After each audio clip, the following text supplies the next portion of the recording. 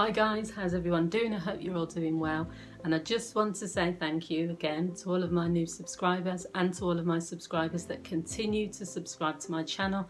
I really appreciate it. So something I want to talk about in this video is 4 empty or wasted emotions that we should let go of. So everyone has emotions, and as a counsellor I'm very wary that people will often use the terms that's a bad emotion, that's a good emotion, I shouldn't get angry, or I shouldn't cry, or these types of things.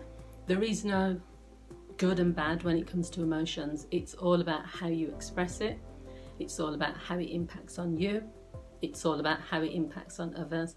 So when I use the term empty emotions or wasted emotions, these are emotions that are not really the emotion you're trying to express.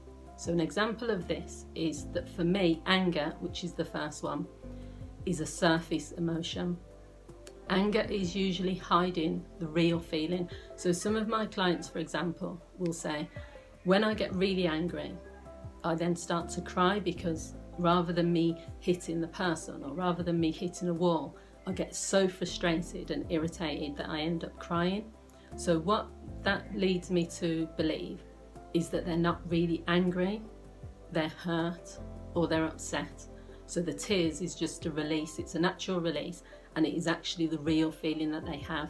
So a wasted emotion is anger, because if you're running around with anger and rage inside of you when really you're feeling hurt or you're feeling sadness, you're not allowing the real emotion to escape, but also it's having a negative impact, because getting angry and punching a wall or screaming at someone or feeling this intense rage within you does not serve you as a person, and it doesn't also help deal with the thing that's actually making you feel angry anyway.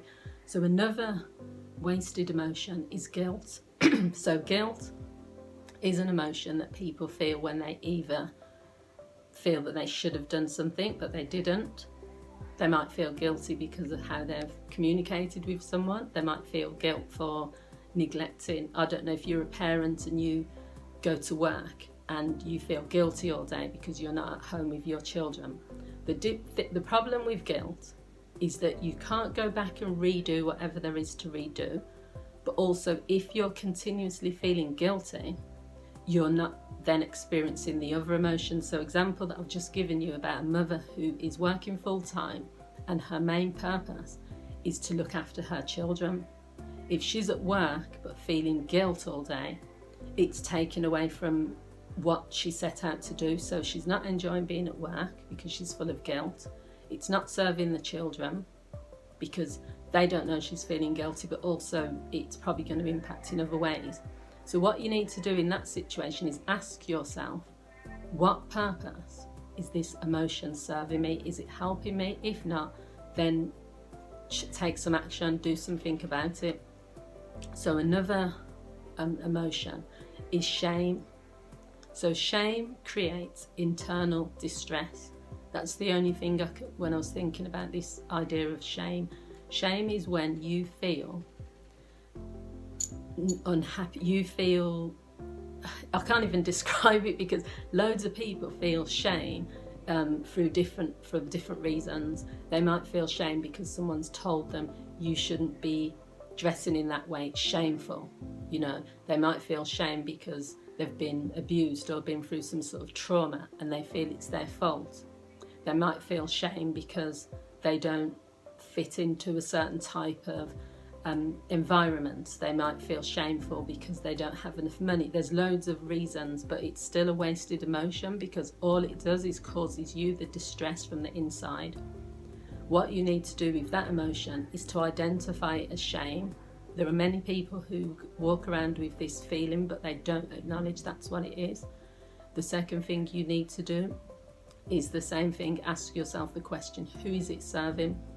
Is it helping or is it hurting? And there's a video I made which is it helpful or is it hurtful? I'll put it in the link, the description, and you can watch that, because a lot of times we're holding on to these wasted emotions and they're not serving us. And the final one is hate. So many people confuse hatred, because I don't feel that most people have hatred. I think it's either a dislike or contempt or resentment. It's hiding another emotion, but it's easier to use the word hate. So people say this person's a hater, or you hate this, or same as we use love sometimes. When we say we love something, we don't really love it. You know, we like it a lot. So with hate, it eats up all of your energy. It's definitely a negative emotion. I'm attaching that label to it only because of the fact that if you're filled with hate, it prevents you from doing certain things. It transfers to the other person. You know, it makes them feel a certain way. So what you can do with this one is identify, what is it about this situation that is getting me so het up? Why am I so angry? Why am I so irritated? Why am I so hateful towards this particular thing? I had a session with a client recently and they didn't like other people's, they said that they couldn't understand how certain people could have certain really strong views, whether it was racist views, sexist views, and so for them they got so angry about that. And what I said to them is, it's good that you feel compassion and you are passionate about this, you know, ideology, because that's the same way I am. I don't like certain things.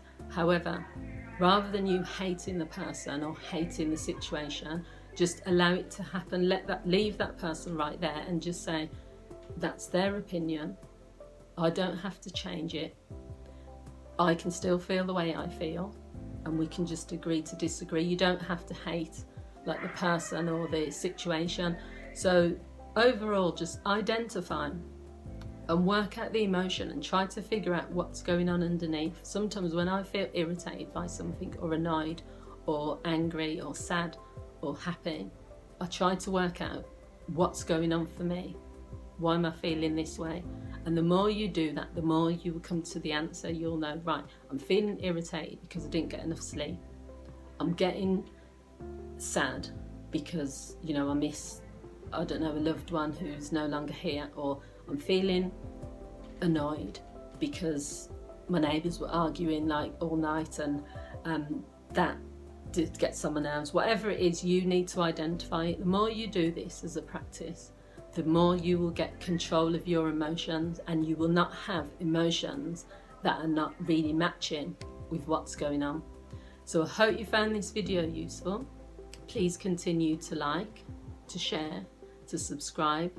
And if you enjoy watching these videos, please feel free to leave your comments. I love hearing from you guys what you think. Whether you agree or disagree, then that is completely fine. I love to hear your comments. Thanks for watching, and I'll see you all again soon. Take care. Bye.